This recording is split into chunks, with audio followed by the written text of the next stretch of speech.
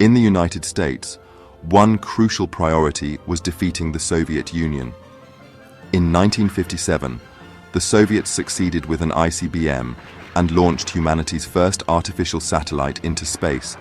That was a massive shock for America.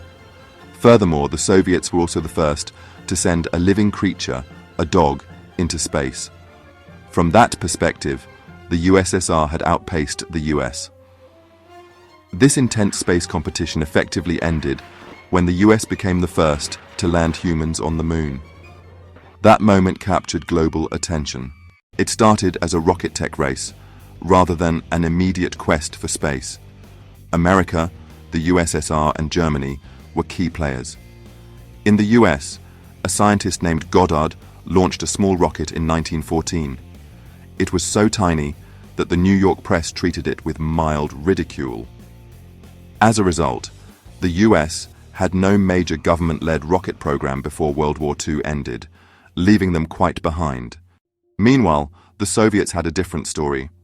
By 1933, they had launched a liquid fuel rocket, and in the 1930s, they reportedly rivaled German rocket technology. Yet, the most advanced rocket research was in Nazi Germany.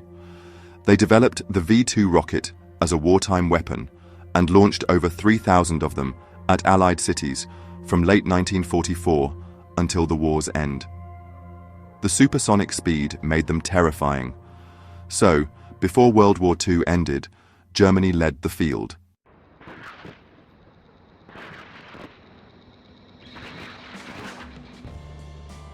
In 1945, Germany was defeated, and its V-2 rockets, plus rocket scientists, were taken by the US or the USSR.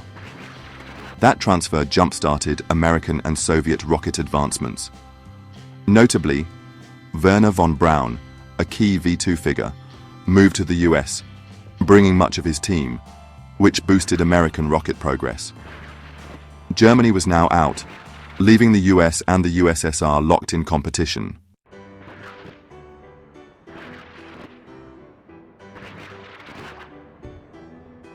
In 1951, a Soviet youth magazine published an article about space exploration and satellites, creating quite a stir. The United States similarly saw magazines discussing space and satellites. Finally, in 1955, the United States officially announced a satellite launch plan. Just 4 days later, the Soviet Union declared their own. That is often cited as the start of the US-USSR space race. By 1957, the Soviets had built the world's first ICBM, the R-7. Since ICBMs and satellite launches both rely on rocket power, once you master ICBMs, you can also put a satellite in orbit. Thus, soon after, they launched Sputnik 1, the very first artificial satellite in human history. It was a tiny metallic sphere, about 58 centimeters in diameter, mostly just beeping radio signals. But it alarmed the United States because during the Cold War, having Soviet hardware orbiting overhead felt quite threatening. Sputnik means fellow traveler in Russian, which sounds quite friendly. Yet for Americans at the time, it was anything but friendly. They scrambled to respond, eventually launching Explorer 1 in January 1958. Meanwhile, President Eisenhower established NASA that same year to unify America's space development. This frantic push by both sides reflected broader Cold War rivalry. Showing off technological superiority equaled proving your system was best. So, in 1957, Sputnik 1 effectively ignited the race. The question arises, why did the USSR beat the US to the first satellite? Well, American rocket research stagnated after Goddard, whereas the Soviets had some in-house rocket capabilities even before assimilating German expertise. Early on, that gave them a definite advantage. Shortly after Sputnik 1, the Soviets launched Sputnik 2 in November 1957, carrying a dog named Laika, the first mammal to orbit Earth. Laika, sadly, did not survive re-entry. But for Americans, it was another shock. At that time, the US had not even managed a successful unmanned satellite, much less a living creature flight. The Soviets kept sending dogs, while the US sent chimpanzees, like Enos in 1961. After refining these animal tests, the USSR sent the first human, Yuri Gagarin, to orbit in 1961. America had the Mercury program, started in 1958 for crewed flight, and John Glenn orbited Earth in 1962. Soon after, the US set its sights on the Moon, believing it needed that big leap to surpass the USSR. The Soviet system, with a single powerful leader, poured resources into rocket development, which was an early advantage. But once Premier Khrushchev lost power, Soviet space efforts slowed. Meanwhile, the US had NASA and large-scale funding, so they caught up and eventually triumphed with the 1969 Apollo 11 moon landing. Neil Armstrong's "That's one small step for a man, one giant leap for mankind" became an iconic statement. From 1969 to 1972, the US performed multiple lunar landings.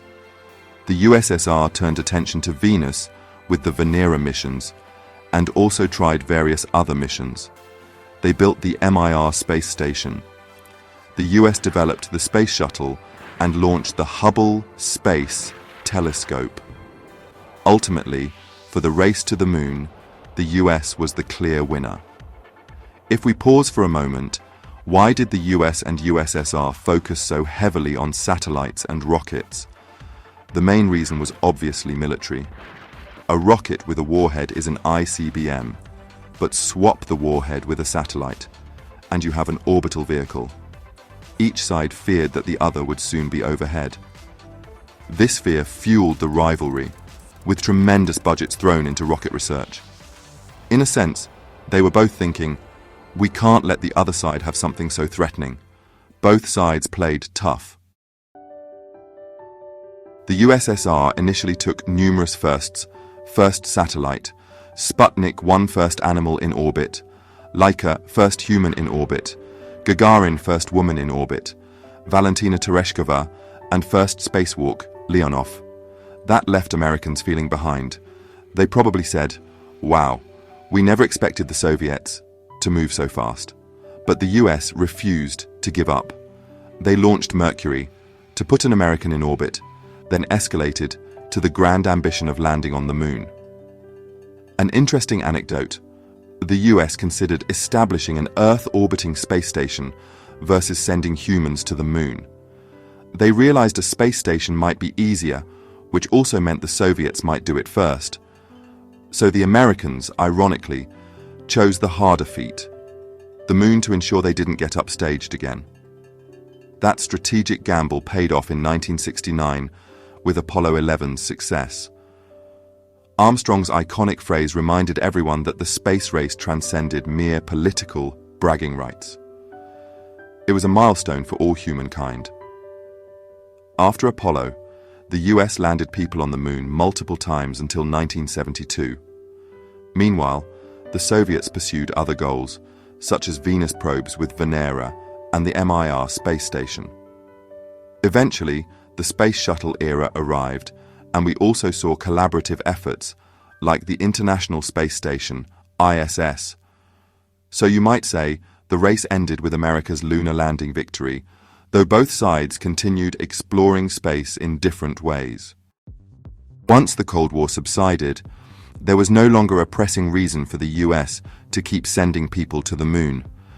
They had proven they could do it, and the Soviets had basically lost that particular race. But as technology advanced, new dreams emerged, leading to NASA's Artemis program in the 21st century. Now the goal is not just to visit the moon, but to set up a longer-term base, possibly using lunar resources such as water ice for fuel and life support. Because the moon's lower gravity makes launching deeper space missions more feasible, America aims to turn it into a stepping stone toward Mars or beyond. Meanwhile, private companies like SpaceX have joined in. rather than purely being about national prestige. The modern space era includes commercial interests, tourism, and wide-ranging possibilities. We can't ignore that it all started with Cold War rivalry. That tension spurred massive developments in rocketry, orbital mechanics, and materials science. Today's GPS, satellite broadcasting, weather forecasting, even instant sports replays from space owe a lot to that high-stakes competition. As the saying goes, huge costs, huge leaps. After the Soviet Union collapsed, Russia continued much of that legacy. They teamed up with the US and others on the ISS, showing how former Cold War foes could cooperate in space. The US tried new paths like the Space Shuttle, which carried the Hubble telescope into orbit. People around the globe watched that era unfold. Then, for about 50 years, nobody returned to the moon. Was that because it was too hard? Not exactly. It was more that the competition was over. They had already done it, got the samples, and no urgent reason existed for new lunar missions. But recently, NASA announced the Artemis program, with a bigger vision, setting up a permanent human presence on the moon, then leveraging that base for deeper exploration like Mars.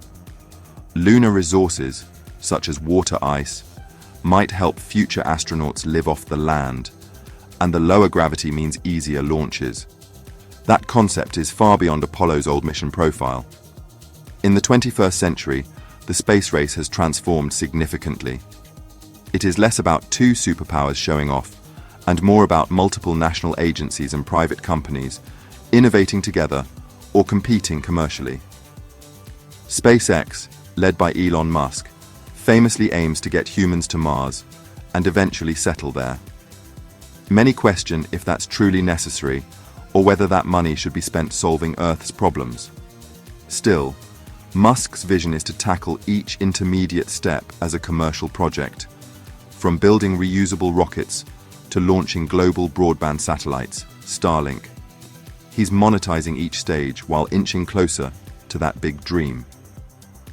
Rome wasn't built in a day, and apparently, neither will a Mars colony be. In any case, the US and the USSR's mid-20th century showdown undeniably accelerated certain branches of science and technology. We still reap the benefits. Today's broad cooperation and partial rivalry might yield even more breakthroughs, hopefully with fewer militaristic threats.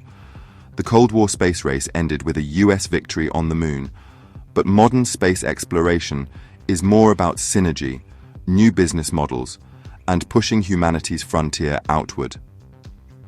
Curiosity might kill the cat, but sometimes that curiosity also propels us to the stars. Subscribe channel and click like. That makes you smart.